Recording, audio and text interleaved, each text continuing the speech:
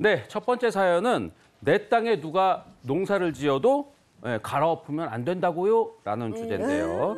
오랜만에 땅을 보러 갔더니 누군가 허락도 없이 농사를 짓고 있더라 하시는 분들이 계실 텐데 나중에 필요할 때 밀어버리면 되겠지라고 생각하셨겠지만 현실은 그렇지 않습니다. 어떤 이야기인지 꽁트로 만나보시죠. 얼마 전부터 저에게 큰 고민거리가 생겼습니다. 시골에 제 명의로 된 땅이 있는데 동네 아저씨가 자꾸 거기다가 농사를 하는 겁니다. 아, 이게 다 뭐야? 상추, 고추, 배추 아주 식물원이 따로 없네. 아우 정말. 아저씨! 아이고 깜짝이야. 애 떨어지겠어. 아니 소리는 왜 지르고 그래? 아니 제가 여기서 농사 짓지 말라고 했잖아요. 남의 땅에다 이게 무슨 짓이에요? 아이고 이 조그만 시골에 네 땅 내 땅이 어디 있는겨? 그냥 다 같이 부쳐먹고 살면 되는 거지. 대한민국은 말이요 유도리가 있어야 먹고 사는겨. 아우 저 아저씨 진짜 촌스럽게 융통성이에요. 융통성 표준을 모르세요? 생긴 게 뭐 아나운서처럼 생겨가지고 말이 유도리가 뭐야? 아무튼 이거 싹 다 치우세요. 아니면 제가 확 갈아엎어 버릴 테니까 그렇게 알아요? 아이고 정말 조그만 땅 하나 있다고 그거 되게 유세를 떨고 그래. 말 많아 진짜. 정말 말로 해서 안 되겠더라고요. 저는 본때를 보여주겠다는 생각에 농작물들을 싹 갈아엎어 버렸습니다. 근데 이 아저씨가 적반하장으로 저를 신고한 겁니다. 아니 이게 다 뭐야? 이거 씨앗 이거 어디 간겨? 뭐라고 지금 욕하신 거예요? 뭐 씨 뭐라고? 아 이거 그 제대로 들어. 씨앗 말이요 씨앗. 얼마 전에 씨 다 뿌려놨는데 아이고 저기 있네. 경찰 아저씨. 네, 무슨 일이시죠? 이 아줌마 좀 잡아가요. 여기를 아주 쑥대밭으로 만들었단 게요. 아니 아저씨 여긴 제 땅이잖아요. 아 정말. 무슨 상황인지는 대충 알겠네요. 자, 그럼 저랑 같이 서해 가서 말씀하실까요? 그래 얼른 데려가세요. 얼른 데려가세요. 아니요. 지금 그 여성분께 말씀드린 겁니다. 저랑 서로 가시죠. 어머. 아니 제가 경찰서에 왜 가요? 이게 뭐야 이게? 이거 나요 이거 왜 이래? 그러면 천천히 와. 응? 그동안 나 농사 좀 다시 짓게. 천천히 와. 응? 남의 땅을 함부로 쓰면 그 사람이 잘못한 거 아닙니까? 왜 제가 잘못했다는 건지 도무지 이해가 안 돼요. 이게 정말 현실은 아니겠죠? 이거 진짜 뭐야? 이게 뭐요? 할 상황이에요. 네. 진짜. 이게 뭐요 지금? 와, 이런 아니, 일이 있구나. 무단으로 경작한 이 주민 대신 땅 주인이 처벌을 받게 생겼습니다. 이게 어떻게 된 일일까요? 네, 은퇴 후 귀농을 결심한 김 부장의 사연인데요. 김 씨는 고향에서 집을 짓고 농사를 하기 위해서 미리 500평대, 그러니까 한 1,650제곱미터 정도 되는 땅을 샀는데 그런데 마을 주민 이성실 씨가 3년째 남의 땅에서 성실하게 인삼을 키운다는 것을 알게 됐습니다. 이 씨에게 그러지 말라고 아무리 설득을 해도 소용이 없자 이 김 부장은 마을 이장을 찾아갔는데요. 그러자 이장이 이런 말을 들려줬다고 합니다. 그 땅? 어차피 노른 땅 같아서 나가 이 씨한테 농사 좀 지으라고 했지. 어차피 김 씨도 우리 동네 내려가서 살 거 아니오. 아유 동네 시끄럽게 하지 말고 너뭐 가. 그러니까 이장님이 해결해 줄 걸로 알고 찾아갔더니 그러니까. 오히려 빈 땅에 농사 지으라고 먼저 권한 사람이 이장님이었어요. 네. 아니 어떻게 이런 일이? 아니 있어? 근데 귀농해서 살면은 보통 이장님한테 잘 보이는 게 좀 사는데 편하잖아요. 근데 땅 주인 입장에서는 진짜 고민이 많을 것 같아요. 이거 뭐 그냥 넘어가기로 했나요? 땅 주인은 참지 않았죠. 네. 화가 난 김 씨는 모두가 잠든 새벽에 밤새도록 삽으로 인삼밭을 다 이제 갈아엎었는데 다음 날이 되다 이 온 동네가 난리가 났습니다. 왜요? 특히 주민 이 씨는 남의 인삼 농사를 저지경으로 망쳐놨으니 죄값을 받아라. 그래서 이제 땅 주인 김 씨를 신고했는데요. 실제로 김 씨는 이 일로 경찰 조사까지 받았다고 합니다. 네, 뭐 애써 지은 농사를 망치면 뭐 당연히 속상할 수는 있죠. 그쵸. 근데 이제 문제는 애초에 그 땅이 자기 땅이 아니었다는 부분인데 그래도 뭐 어쨌든 남의 땅에 이렇게 인삼을 키웠고 그걸 갈아엎은 상황이잖아요. 이게 문제가 될 수 있을까요, 변호사님? 네, 일단은 누가 내 땅에 막 상추, 고추, 인삼 같은 거 심어가지고 난처한 상황이 실제 있다고 합니다. 지방 같은 데 가면 있다고 하는데 맞아요. 그러면 이게 도대체 누구 것이냐라는 문제가 생겨요. 이렇게 보시면 될 것 같아요. 만약에 이 테이블이 남의 소유고 이 볼펜이 제 거예요. 근데 이 남의 소유의 테이블 위에 이 볼펜을 놔뒀다고 하더라도 이거는 여전히 제 거잖아요. 아. 예. 그러니까 농산물의 경우에 예를 들어서 이 사건에서는 인삼이었죠. 네. 이 인삼의 소유권이 누구한테 있느냐, 이 인삼은 누구 거냐의 문제인 거예요.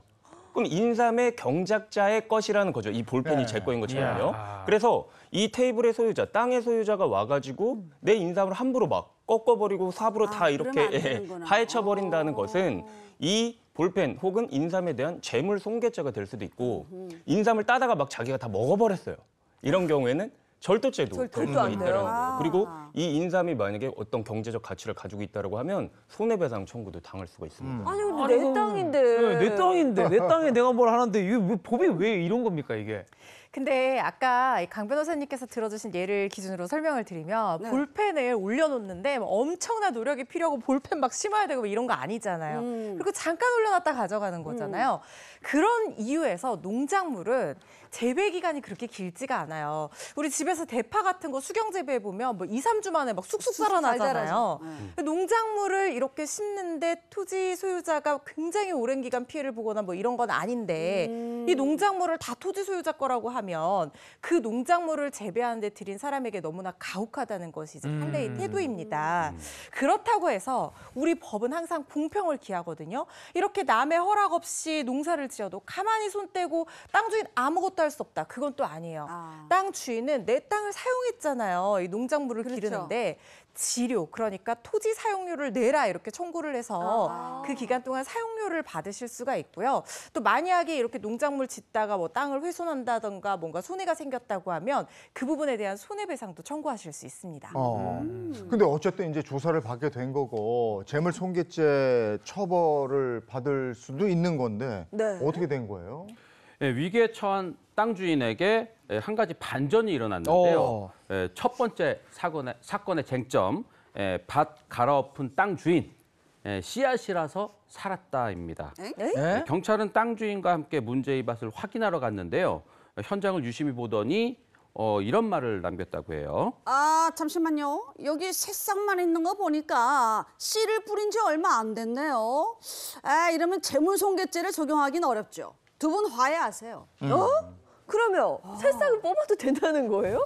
일단은 이 법원의 판례에 따르면요, 네. 그 농작물이 경작자의 것으로 인정을 받기 위해서는 어느 정도 이렇게 성숙한 농작물이어야 된다라고 보고 있어요.